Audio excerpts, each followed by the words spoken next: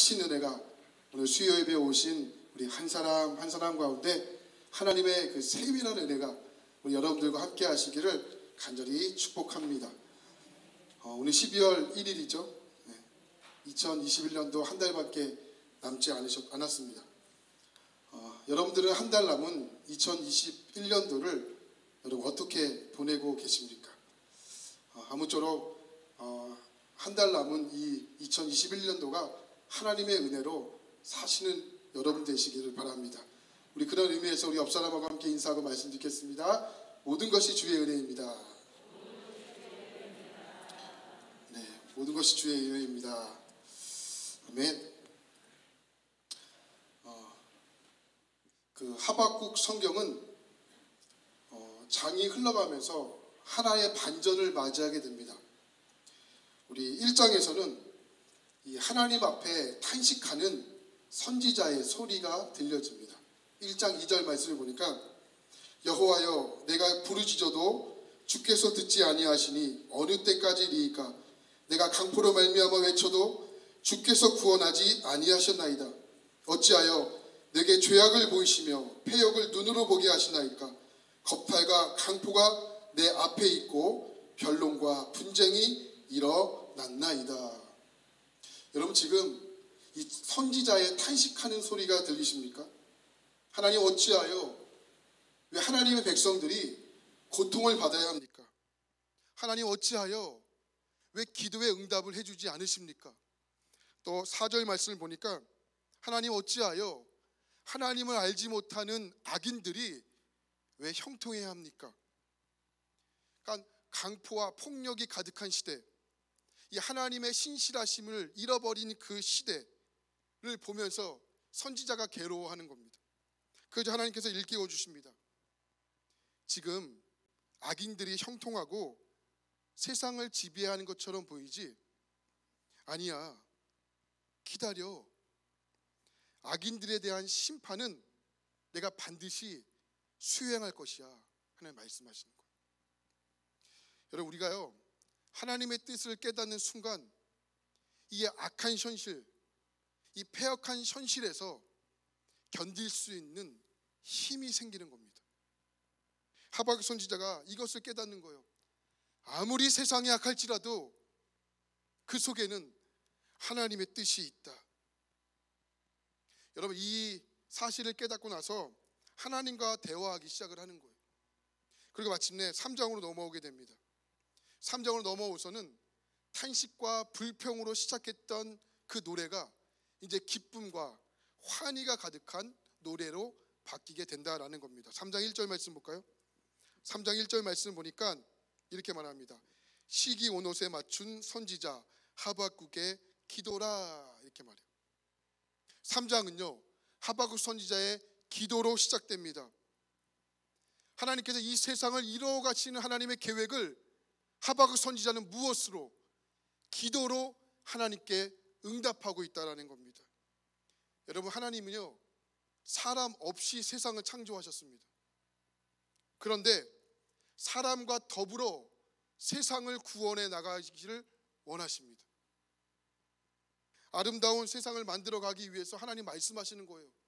누구누구야 난 네가 필요해. 여러분 우리가 하나님께서 오늘 저와 여러분들을 이곳에 부르신 것은 하나님의 꿈이 있기 때문에 그렇습니다. 하나님의 꿈은요 저와 여러분 없이는 하나님 그 꿈을 이루어 나가시지를 않습니다.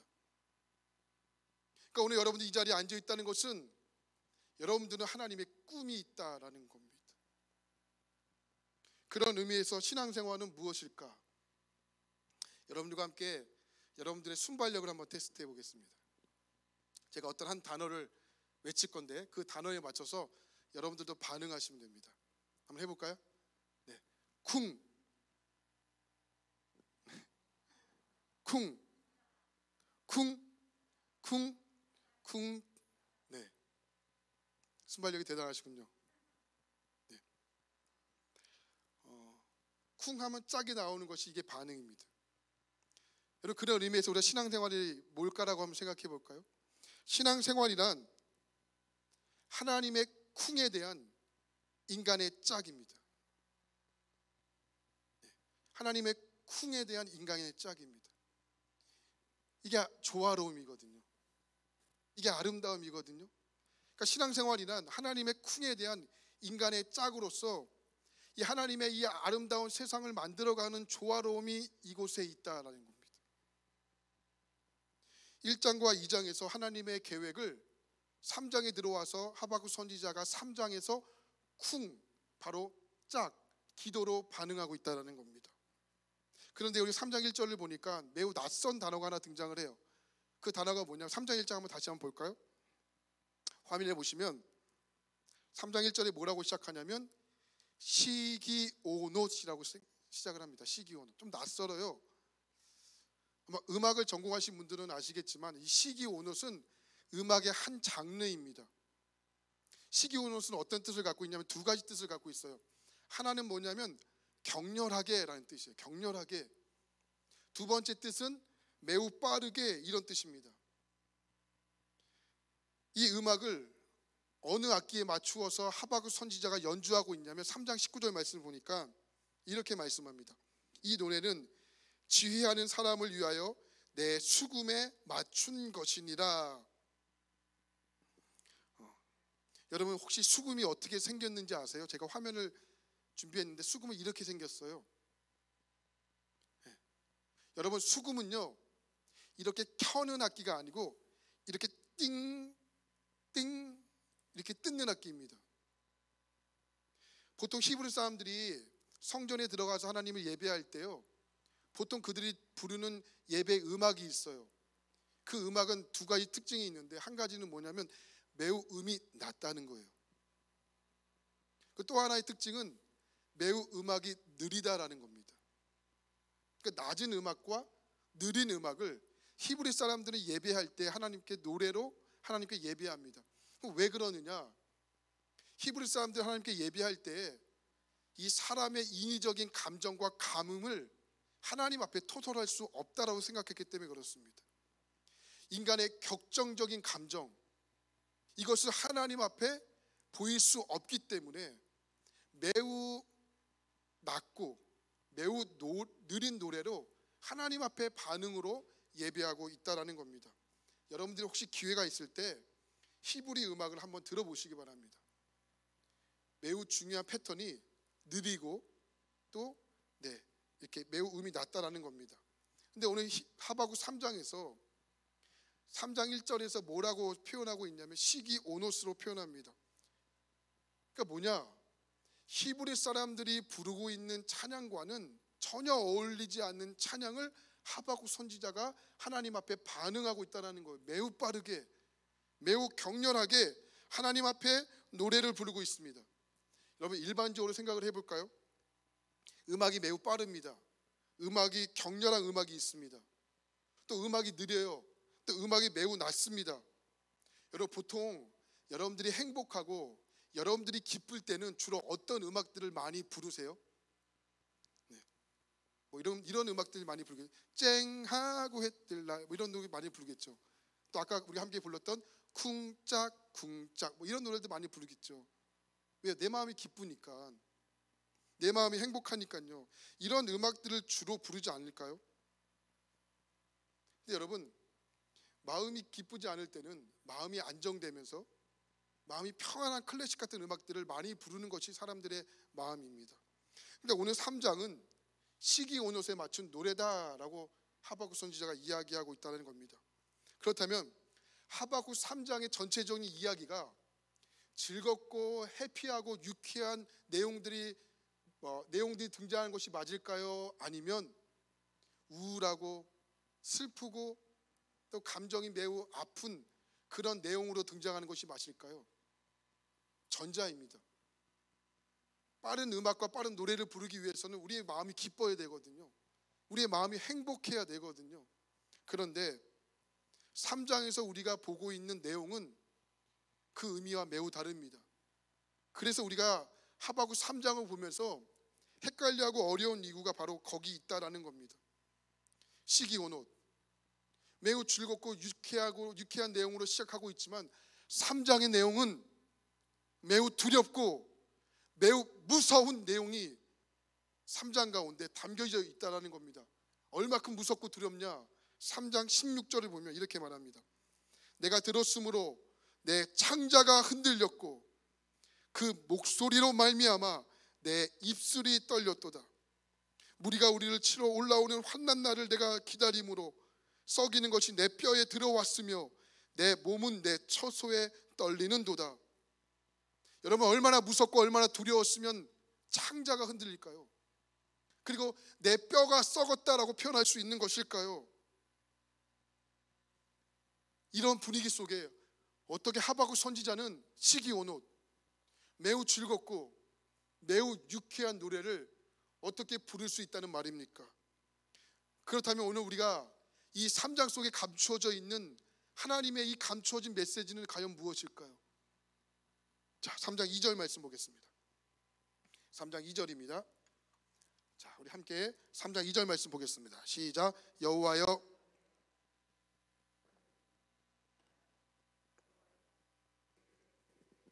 부응하게 하옵소서. 이 수년 내에 나타내시옵소서. 너 중에라도 국류를 잊지 마옵소서. 아멘. 하박국 선지자가 들은 거예요. 어떤 들었냐? 내가 주께 대한 소문을 들었나이다. 여러분, 혹시 주께 대한 소문을 들으셨습니까? 주께 대한 소문. 과연 주께 대한 소문은 무엇일까요? 이것이 바로 주님께서 행하신 일들입니다. 여러분, 내 인생 속에 암담한 상황 속에 있습니다. 아무런 희망이 보이지 않습니다. 그러면 우리는 뭐라고 이야기하냐면 눈앞이 캄캄하다, 이렇게 이야기해요. 제가 종이 하나를 준비했는데 이 종이가 있습니다. 이 종이를 제가 눈앞에 갖다 대겠습니다. 곧 죄지은 것 같네요. 눈앞에 갖다 대면 저는 뭐밖에 안 보이냐면 종이밖에 안 보입니다. 근데 제가요, 이 종이를 대고 한 발자국 뒤로 물러나겠습니다. 이렇게 물러나겠습니다. 그럼 뭐가 보이냐? 종이도 보이는데 권사님들이 보이고, 또 이게 장로님이 보이고, 또 성도님들이 보이고, 이렇게 되는 겁니다.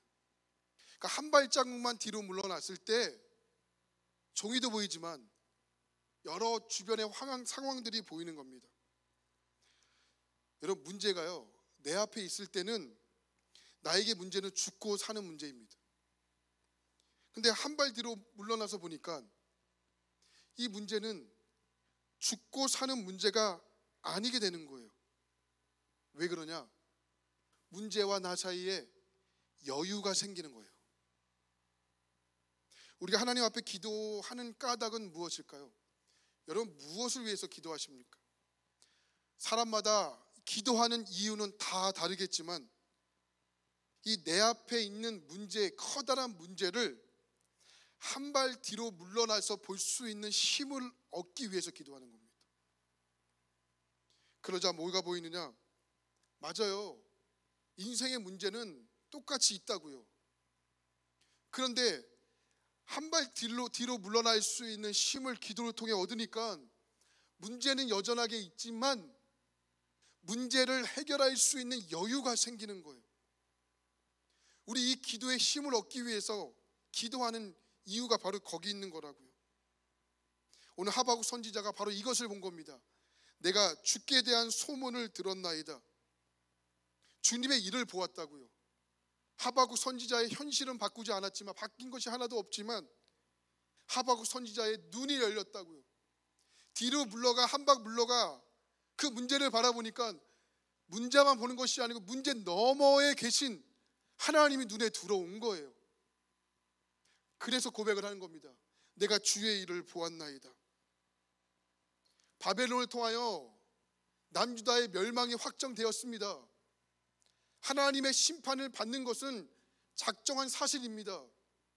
하지만 하박국 선지자가 이 백성들의 문제를 끌어안고 한 발자국 뒤로 물러가 하나님을 보기 시작하니까 그때부터 문제가 있지만 그 문제 속에서 구원하시는 하나님의 손길을 볼 수가 있었다고요. 아, 그렇구나. 우리가 망하고 흥하는 것이 중요한 것이 아니라 그 속에서 일하시고 역사하시는 하나님의 손길을 보는 것이 더 중요한 것이구나. 이 눈이 확 열리게 된 겁니다. 그래서 그 확신이 생기니까 어둡고 답답하고 암울한 시대 속에 있었지만 하박국 선지자는 감격으로 노래할 수 있는 거예요. 시기 온 옷. 매우 격렬하게, 매우 빠르게, 매우 유쾌하게, 매우 환희가 넘치게 하나님 앞에 감격으로 노래할 수가 있었다라는 겁니다. 요셉의 나이가 17살이었습니다. 요셉이 형들에게 시기를 받아 애굽으로 노예로 팔려가게 됩니다. 그동안 아버지 사랑을 듬뿍 받다가 이제 아버지 사랑을 받지 못하는 거예요. 이제는 한 번도 경험하지 못했던 낯설고 그 힘들었던 그 애굽의 노예 생활이 시작을 하게 됩니다. 그 심정이 어떠했겠습니까? 그런데 성경은요, 참 이해되지 않는 말씀으로 요셉을 설명하고 있는 거예요. 창세기 39장 2절 말씀 보니까 이렇게 표현합니다. 여호와께서 요셉과 함께 하심으로 요셉이 형통한 자가 되었습니다. 아니, 이 무슨 황당한 말씀이 있습니까? 그러면 하나님이 함께 하셨기 때문에 노예로 팔려갔다는 이야기입니까? 전혀 맞지 않는 이야기가 이 속에 담겨져 있는 겁니다. 여러분, 솔직하게 형통한 자가 되려면 어떻게 해야 됩니까? 노예로 팔려갔다 치고 그곳에서 뭔가 여유가 생기고 일이 하나하나 풀려가는 것을 보면서 요셉은 형통한 자가 맞다, 이렇게 이해할 수가 있는데, 여러분, 요셉의 인생 아시지 않습니까? 요셉이요, 노예로 팔려가는 것으로 끝난 것이 아니고 그의 인생이 저 밑바닥으로 처박혔습니다. 어디로 처박히죠? 한 번도 우리 가보지 못했던 이 감옥의 인생으로 처박지 않습니까? 그런데 놀라운 것은 그 속에서도 하나님은 이렇게 말씀하시는 거예요. 39장 23절 말씀. 여호와께서 요셉과 함께 하심이라. 여호와께서 그를 범사에 형통하게 하셨더라. 이 무슨 황당한 말씀입니까? 그럼 하나님이 함께 하셔서 감옥에 갔다는 이야기입니까? 창세기 39장에서는 이렇게 연속적으로 요셉의 인생을 형통이라는 단어로 해석하고 있습니다. 근데 여러분, 우리가 이 말씀을 잘 이해하시고 보셔야 합니다. 요셉의 외적인 상황은 180도 바뀌었습니다. 아버지의 사랑을 듬뿍 받다가 노예로 갔고요, 노예에서 억울하게 감옥으로 가게 됩니다. 요셉의 인생은 180도 외적인 상황은 바뀌었습니다. 얼마나 이해되지 않는 일들이 펼쳐지게 됩니까? 근데 우리는요, 그 외적인 상황을 보는 것이 아니고 근본적인 상황을 보셔야 됩니다. 그 근본적인 상황이 뭡니까? 하나도 바뀌지 않았다는 겁니다. 왜 안 바뀌었을까요? 요셉은 하나님의 계획 안에 있었기 때문에 그렇습니다. 그것이 하나님께서 말씀하시는 형통입니다. 오늘 하박국이 이런 의미에서 마찬가지입니다. 나라 안팎의 외적인 상황은 급격하게 변했습니다. 하나님에 대한 멸시와 하나님에 대한 모독이 가득한 패역한 시대였습니다. 바벨론에 의해서 남유다의 멸망이 확실한 상황이었습니다. 그런데 그때 하박국 선지자가 본 것이 있습니다. 바벨론보다 크신 하나님, 지금도 계속해서 일하시는 전능하신 하나님, 선지자가 본 것입니다. 그러니 어찌 감격으로 노래하지 않을 수가 있겠습니까? 마케도니아의 알렉산더 대왕이 전쟁을 하기 위해서 전쟁을 출전합니다. 그런데 상대편이 알렉산더의 대왕의 군대보다 10배가 많은 거예요. 그래서 백성들이 이렇게 용기가 이렇게 떨어져 있습니다. 그래서 알렉산더 대왕이 어떻게 하면 이 군대의 사기를 높일 수 있을까 고민하다가 모든 군사들을 다 넓은 곳에 다 불러 모읍니다. 그리고 이렇게 이야기하는 거예요. 이 전쟁에 대한 신의 계시를 한번 물어보자. 내가 동전을 탁 던졌을 때 앞면이 나오면 전쟁에서 승리한다는 계시고 뒷면이 나오면 전쟁에서 패배한다는 계시기 때문에 우리 전쟁에 나가지 말자, 이렇게 제안을 합니다. 그래서 알렉산더 대왕이 주머니에서 탁 동전을 꺼내서 하늘 높이 탁 던집니다. 그리고 탁 잡아요. 그리고 백성들에게 탁 보여줍니다. 그랬더니 어떤 동전이 나왔을까요? 동전이 앞면이 나온 거예요. 이 백성들이 동전의 앞면을 보자 백성들의 사기가 승천하기 시작합니다. 우리가 이 전쟁에 승리할 수 있다, 신의 계시다.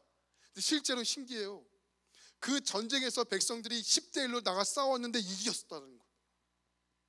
한 장군이 알렉산더 대왕에게 찾아와서 이렇게 이야기합니다. 왕이시여, 운명이란 참 무섭습니다. 어떻게 정확한 계시가 맞아떨어질 수 있습니까? 이렇게 장군이 왕에게 이렇게 이야기하는 거예요. 그러자 알렉산더 대왕이 그 장군을 불러서 이렇게 이야기합니다. 동전을 탁 보여주면서 동전을 딱 건네줍니다. 근데 그 동전을 받아들고 이 장군이 깜짝 놀랍니다. 왜 깜짝 놀랐느냐? 동전을 앞으로 봐도 앞면, 뒤로 봐도 앞면, 옆으로 봐도 앞면. 신기한 거예요. 이 동전이 신기한 거예요. 이 동전은 앞면만 있는 동전이었습니다. 그러니까 군사의 사기를 높여주기 위해서 이 신념을 군사들에게 심어준 것이라고. 여러분, 우리의 인생이요, 우리의 손에 달려있다고 봅니까? 여러분, 우리의 인생이요, 우리의 손에 달려있다고 믿으면 우리는 죽는 날도 알아야 됩니다. 근데 여기 여러분 중에, 영상으로 보시는 여러분 중에 죽는 날을 아시는 분이 계세요? 그럼 빨리 일어나서 나가세요. 죽는 날을 아시는 사람들이 없다고요. 우리의 인생이 우리의 손에 달려있지 않다는 확실한 증거입니다. 우리의 인생은 우리의 밖에 있는 거고요, 우리의 넘어서는 사건입니다. 그렇기 때문에 우리가 하나님을 놓치는 순간 우리는 다 놓치게 되어 있다고요. 여러분, 하나님을 알지 못할 때 우리는 어떻게 살았습니까? 어떻게 하면 내가 원하는 것을 움켜쥘까? 어떻게 하면 내가 원하는 것을 얻을까? 이 잔머리를 굴리며 우리는 살았습니다. 근데 우리 하나님을 알고 하나님을 바라보고 신앙이 자라면서 진심으로 배려하는 아량이 생겼습니다. 왜 그렇죠? 내 인생이 잔머리를 굴러가는 것이 아니고 하나님이 하시면 되고, 아멘. 하나님이 하시지 않으면 안 되는 것, 이것이 우리가 하나님을 바라보고 신앙이 자라면서 생기는 하나의 여유가 생겼다는 거예요. 나의 상황, 나의 외로움, 나의 오해, 나의 괴로운 시간들도 다 이유가 있다는 것을 받아들였기 때문입니다. 그런 의미에서 오늘 하박국 선지자가 하나님을 바라보는 순간, 하나님을 보는 순간 그가 바뀌기 시작했다는 겁니다. 오늘 말씀은 아니지만 3장 4절부터 6절까지의 말씀을 눈으로 한번 보시면 이렇게 이야기합니다. 그의 광명이, 그의 손에서, 그의 권능이, 그의 행하심이 전부 3인칭으로 하나님을 표현합니다. 근데 하나님을 바라보는 눈이 열리는 순간 8절부터 15절까지 내용을 보면 그라는 3인칭에서 주께서 주와 같이 2인칭으로 하나님을 표현하기를 시작합니다. 지금 하박국 선지자는 이 그라는 하나님에서 주께서라는 하나님으로 그의 시선이 완전 바뀌었다는 겁니다. 상황이 바뀐 것이 아닙니다. 상황은 그대로 있어요. 바벨론이 그대로 침범해 왔다고요. 침범합니다. 남유다는 멸망합니다. 하지만 하박국이 하나님을 바라보는 눈이 바뀌기 시작한 거예요. 어찌하여 고난을 당해야 합니까? 어찌하여 기도에 응답하지 않으십니까? 어찌하여 악인들이 형통해야 됩니까? 이 어려움만 이야기했던 상황 속에서 하나님을 바라보자 여전히 어렵지만, 바벨론을 통하여 상황은 바뀌지 않았지만 이제 누가 바뀐 겁니까? 하박국 선지자가 바뀌게 된다라는 겁니다. 하나님을 아는 지식에서 하나님을 경험한, 살아있는 경험한 체험으로 하박국 선지자가 완전 바뀌게 되었다라는 겁니다.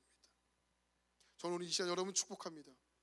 여러분들이 하나님을 아는 지식에서 살아계신 하나님을 체험하는 은혜의 그 강을 건널 수 있기를 축복합니다.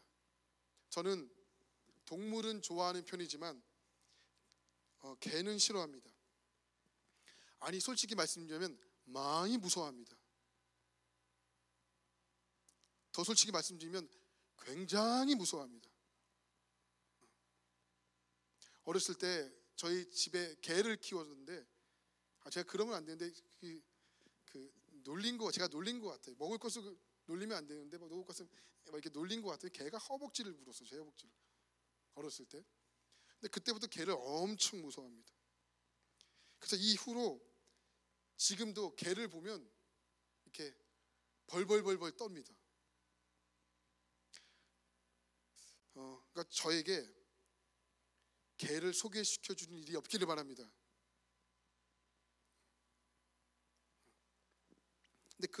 그런데 저와 반대로 개를 굉장히 좋아하시는 분들이 있습니다. 그분들도 존중합니다. 저희 아버지가 어렸을 때부터 가축 이렇게 수의를 하셨기 때문에 동물들을 굉장히 좋아합니다. 저희 아버지는 개를 하나도 무서워하지 않으십니다. 그걸 보는 저는 아버지가 신기합니다. 또 개를 무서워하는 저를 보면 아버지가 신기합니다. 그러니까 저와 아버지의 관계는 신기한 관계입니다. 그런데요, 이렇게 아버지와 함께 길을 갔다가 개가 앞에 있으면 저 벌벌벌벌 떨어요. 근데 아빠가 이게 가까이 저를 밀착시켜주면 상황은 바뀐 것이 아닌데 벌벌벌벌 떠는 게 없어져요. 개가 앞에 있는 상황은 하나도 변한 것이 없는데 아버지가 옆에 있다는 것만으로 떨리지 않고 오히려 안정감을 느끼게 된다는 겁니다. 여러분, 우리의 삶에 찾아오는 문제가 언제 커 보이세요? 내가 하나님 앞에 있다는 사실을 놓치는 바로 그 순간입니다. 바로 그 순간이 문제 앞에 벌벌벌벌 떠는 그때입니다. 오해를 받아도 담담하지 못하죠. 나는 하나님 앞에 있어. 하나님이 하실 거야. 나는 하나님만 따를 거야. 하나님의 사람으로 살아가면 돼. 마음의 여유가 없어지는 거죠. 남유다와 비교할 수 없는 강력한 바벨론을 보던 하박국 선지자가 이제 하나님을 보는 순간 하나님 앞에 노래하기 시작합니다. 자, 오늘 말씀 8절을 함께 보겠습니다. 8절입니다. 시작. 여호와여, 주께서 말을 타시며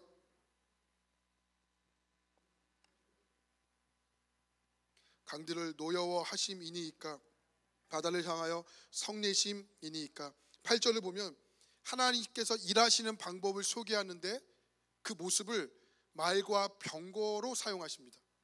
말과 병거는 그 당시에 최신식 무기입니다. 열왕기하를 보면 이 선지자 엘리야를 잡기 위해서 아람 군대가 도단성을 에워쌉니다. 도단성을 에워쌉니다. 그 엘리사의 그 제자 이런 사환이 밖에 나가 보니까 말과 병거가 수두룩 빽빽한 거예요. 보자마자 사신하며 떨시덥니다. 그래서 엘리사에게 들어와서 주인님 큰일 났습니다. 이 일을 어떻게 하면 좋습니까? 이때 엘리사가 기도해요. 하나님, 저의 사환에 눈을 좀 열어주십시오. 엘리사가 기도합니다. 근데 하나님께서 이렇게 사환의 눈을 확 열어주시는 거예요. 나가서 보니까 말과 병거로 보이지 않고 뭐로 보이는 거예요? 불말과 불병거로 보이기 시작을 하는 거예요. 하나도 두려울 것이 없습니다. 그것이 에워싸고 있는 것을 보면서 이제 두려움과 겁냄과 그 사시나무 떨듯이 떨었던 그 모습이 다 말끔히 사라진 것을 보게 됩니다. 마치 오늘 상황과 똑같은 거예요. 하박국이 이 상황을 보게 됩니다. 그런데 오늘 이 말씀은 특정한 사람과 싸우는 것이 아니고 8절 말씀 보니까 뭐라고 말하면 강들과 바다를 이야기하는 겁니다. 고대 근동사회에서요, 강들은 강의 신이 있었고 바다에 신이 있다고 믿었습니다. 고대 근동사회에서 물은 매우 중요한 삶의 매우 중요한 위치였거든요. 그들의 삶을 이해하기 위해서는 강과 바다가 매우 중요한 위치를 차지했습니다. 그 매우 중요한 일 하나가 물을 다스리는 신격이 있다고 믿었어요. 신이 있다고 믿었다고요. 지금 하나님께서 그 강과 바다와 싸우신다라고 말씀합니다. 그럼 강과 바다를 누굴까? 비유적으로 표현한 건데 강은 바벨론을 상징하는 것이고요, 바다는 애굽을 상징하는 겁니다. 그 나라들과 싸우고 심판하시는 하나님의 모습을 보여주고 있다는 겁니다. 우리 성경에서 하나님께서 표현하실 때 뭐라고 표현하시냐면 하나님께서 홍해 바다를 가르시고 요단강을 갈라신 하나님이라고 하나님을 표현하십니다. 아무리 강과 바다가 강할지라도 큰 능력이 있다 할지라도 전능하신 하나님을 감당할 수가 있겠습니까? 여러분의 문제가 아무리 크고 아무리 화려하고 아무리 덩치가 큰다 할지라도 전능하신 하나님과 비교할 수가 있겠습니까? 그 하나님께서 구원의 병거를 타고 백성들을 구하려 달려오시는데 얼마나 급했으면 9절 말씀 보면 그냥 달리지 않으시고 그 병거 위에서 적을 향해 화살을 쏘면서 달려오고 있다라고 표현합니다. 10절 말씀 보니까 이렇게 달려오시는 하나님을 보고 얼마나 무서웠으면 벌벌벌 떨고 소리치고 손을 높이 들었다라고 성경은 표현합니다. 제가 오래전에 길을 가다가 한 장면을 목격합니다. 그 장면이 뭐냐면 엄마가 어린 아이와 함께 길을 걸어가고 있었습니다. 근데 아이가 엄마의 손을 잡고 가면 되는데 엄마가 한눈을 판 것 같아요. 그러니까 아이가 엄마 손을 이렇게 뭐랄까 뿌리친 건 아니고 놓치게 되니까 아이가 그 감각을 잃어버리잖아요. 잃어버리니까 이렇게 차가 다니는 도로로 가게 된 거예요. 그러니까 엄마가 막 주변에 찾아가 아기가 없으니까는 난리가 난 겁니다. 근데 애가 도로에 있으니까 엄마가 차가 오든 안 오든 중요하지 않고 그 애를 잡으려고 그 애를 향해 달려가기를 시작을 합니다. 근데 때마침 신호가 빨간불이어서 망정이지 빨간불이 아니고 파란불이었으면은 아마 사고가 났을 것 같은 상황입니다. 근데 중요한 건 엄마예요. 엄마는 신호가 중요하지 않아요. 빨간불이든 노란불이든 파란불이든 상관하지 않습니다. 엄마가 보는 것은 오로지 애. 엄마가 보는 것은 오로지 아이. 그 아이만 중요한 거예요. 그 아이만 본 거예요. 10절 말씀이 이거예요. 하나님께서 다른 거 다 중요하지 않은 거예요. 하나님의 백성들이 무섭고 떨려 있으니까 하나님의 백성들만 보인 거예요. 그래서 병거 위에서 활을 쏘면서 그 하나님의 백성들을 구원하려고 하나님께서 달려오고 있다라고 성경에서 말씀하고 있는 겁니다. 그러자 그 달려오시는 하나님을 보면서 12절 말씀 보니까 주께서 노를 바라사 땅을 두르셨으며 분을 내사 여러 나라를 밟으셨도다. 얼마나 무서워하고 두려운 일입니까? 하나님께서 노하시니까 땅을 짓밟고 여러 나라를 다 밟으셨다라고 표현하는 겁니다. 13절 말씀 보겠습니다. 주께서 주의 백성을 구원하시려고 기름 부음 받은 자를 구원하시려고 나오사 악인의 집에 머리를 치시며 그 기초를 바닥까지 드러내셨나이다. 하나님께서 이스라엘 백성들을 위해서 직접 진군해 오십니다. 그 개입하심으로 모든 나라들을 다 짓밟으셨다고 표현합니다.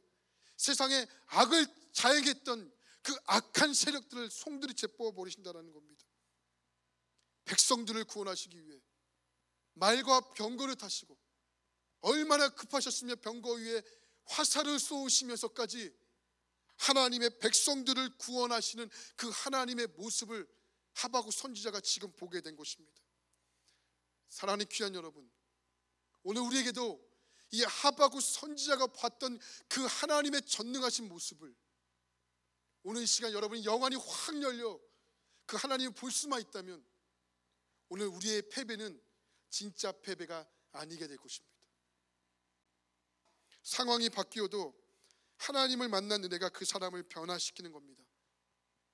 그런 의미에서 신앙생활이란 무엇일까?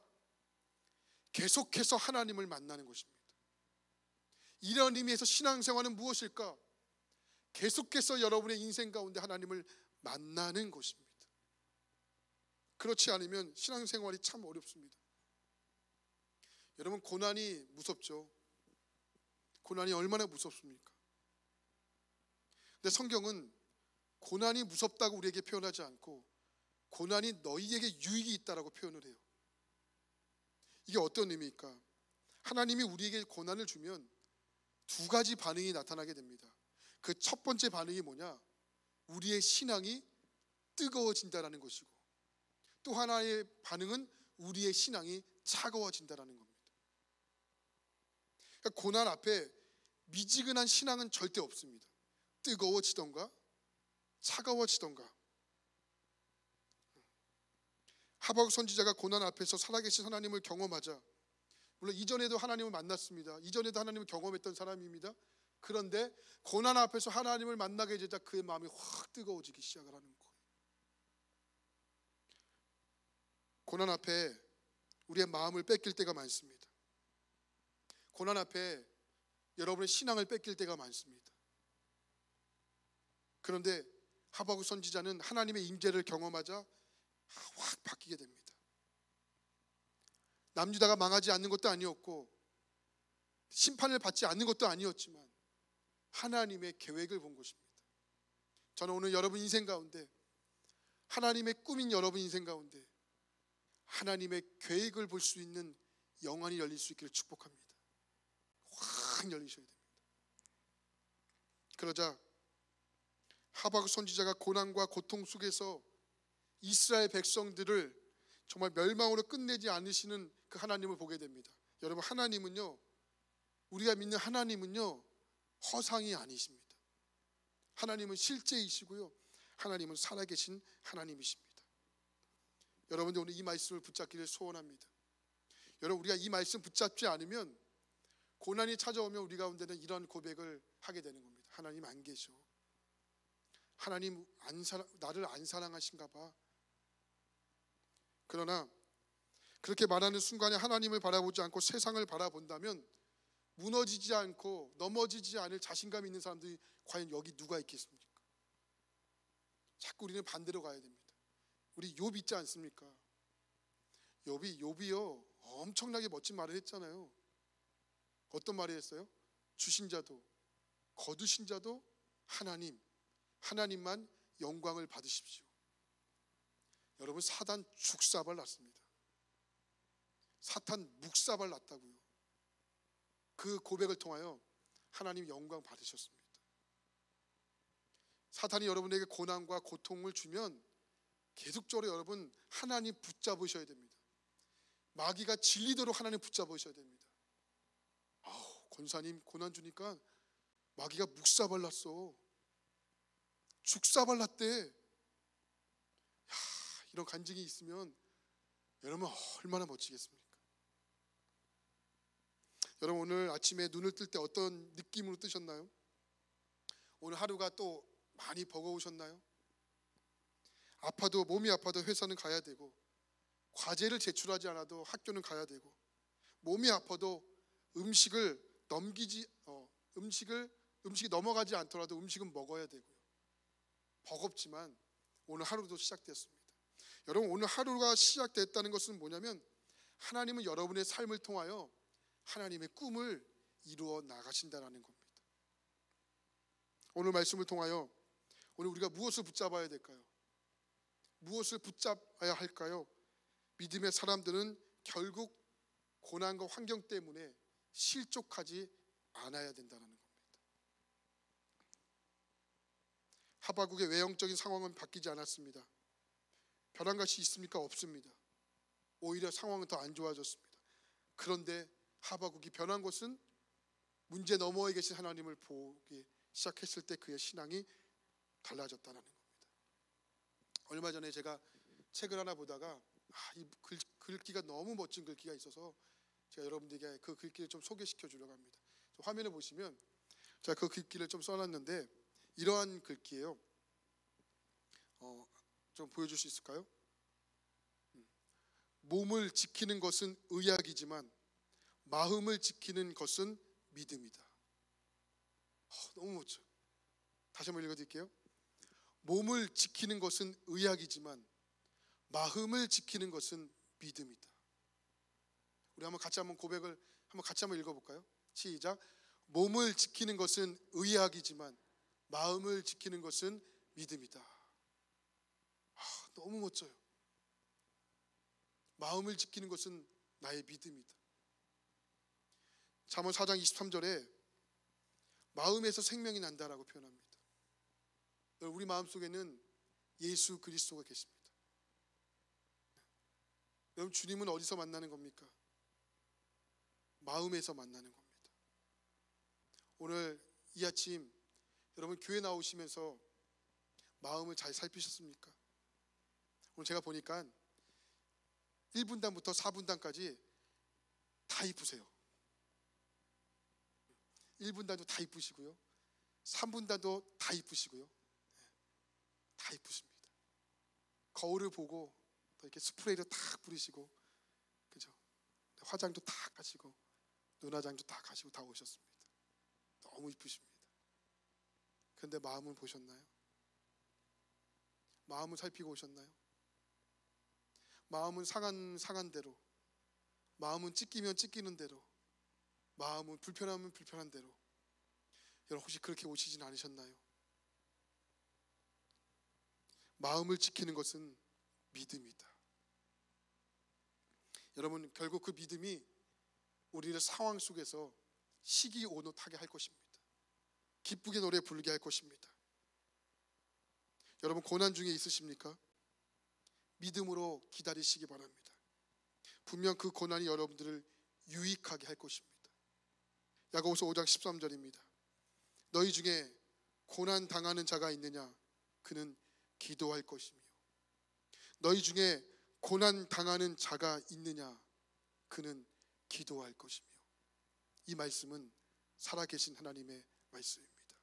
기도하겠습니다.